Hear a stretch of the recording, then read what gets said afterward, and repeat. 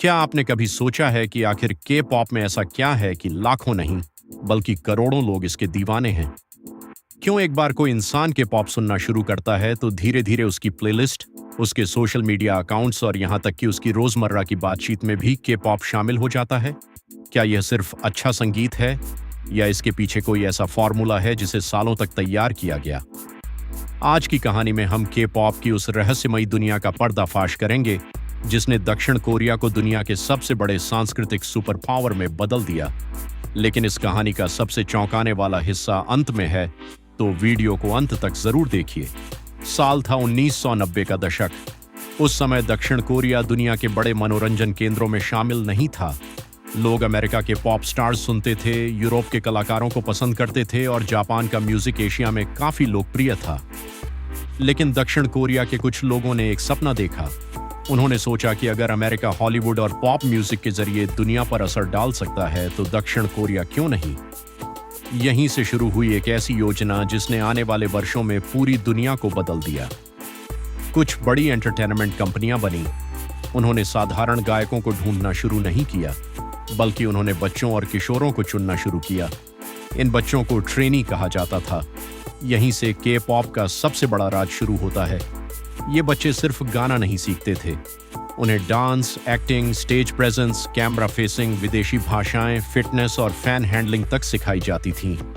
कुछ ट्रेनी रोज 10 से 15 घंटे तक अभ्यास करते थे, कई सालों तक, बिना इस गारंटी के कि वे कभी स्टार बनेंगे भी या नहीं।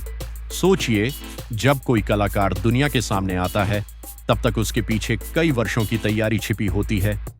लेकिन सवाल अभी भी वही है, क्या सिर्फ ट्रेनिंग के पॉप को इतना लोकप्रिय बना सकती है?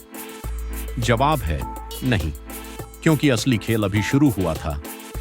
के पॉप कंपनियों ने एक चीज समझ ली थी, दुनिया बदल रही है। लोग सिर्फ गाने नहीं सुनना चाहते, वे एक अनुभव चाहते हैं, एक ऐसी दुनिया जिसका हिस्सा वे खुद को महसूस कर सकें।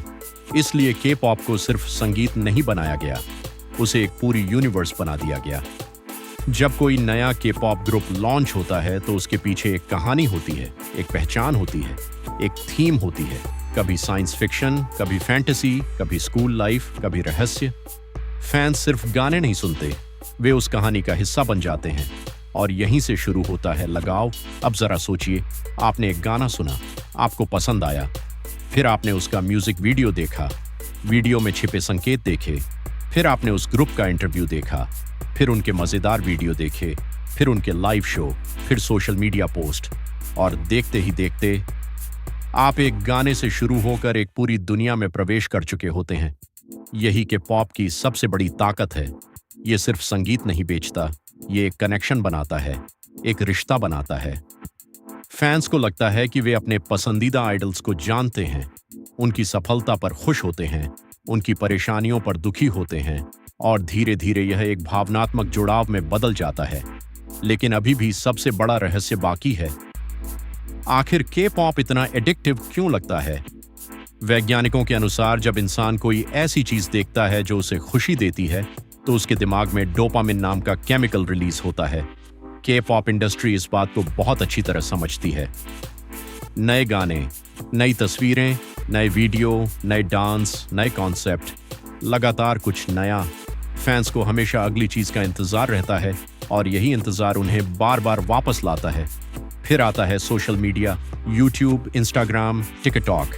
एक वीडियो वायरल होता है, लाखों लोग देखते हैं, फिर वे दूसरे वीडियो देखने लगते हैं और फिर तीसरे। यहीं से के पॉप दुनिया के हर कोने तक पहुंच गया। लेकिन कहानी का सबसे दिलचस्प हिस्सा अभी बाकी है। दक्षिण कोरिया की सरकार ने भी इस इंडस्ट्री को समर्थन दिया। उन्होंने समझ लिया था कि संगीत और मनोरंजन देश की पहचान बदल सकते हैं, और वही हुआ। आज लाखों लोग दक्षिण कोरिया घूमने जाते हैं, कोरियन भाषा सीखते हैं, कोरियन खाना खाते हैं और कोरियन संस्कृति में दिलचस्पी लेते हैं। अब जरा एक पल रुककर सोचिए, शायद के पॉप का असली राज सिर्फ संगीत नहीं है। शायद उसका असली राज यह है कि उसने लोगों को एक समुदाय दिया, एक ऐसी जगह जहां दुनिया के अलग अलग देशों के लोग एक जैसी पसंद साझा कर सकते हैं। और यही वजह है कि के पॉप सिर्फ एक म्यूजिक जॉनर नहीं रहा, ये एक वैश्विक संस्कृति बन चुका है। एक ऐसा सांस्कृतिक तूफान जिसने दुनिया के मनोरंजन उद्योग को बदल कर रख दिया।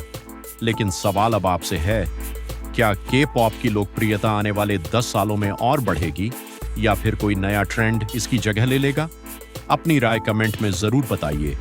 और अगर आपको ऐसी रहस्यमयी, दिलचस्प और ज्ञानवर्धक कहानियां पसंद हैं, तो मिस्ट्री डोज को लाइक, शेयर और सब्सक्राइब करना बिल्कुल मत भूलिए, क्योंकि अगली वीडियो में हम एक और ऐसे रहस्य का पर्दाफाश करेंगे जिसे जानकर आप हैरान रह जाएंगे। और कमेंट करके जरूर बताइए कि अगली वीडियो किस विषय पर होनी चाहिए।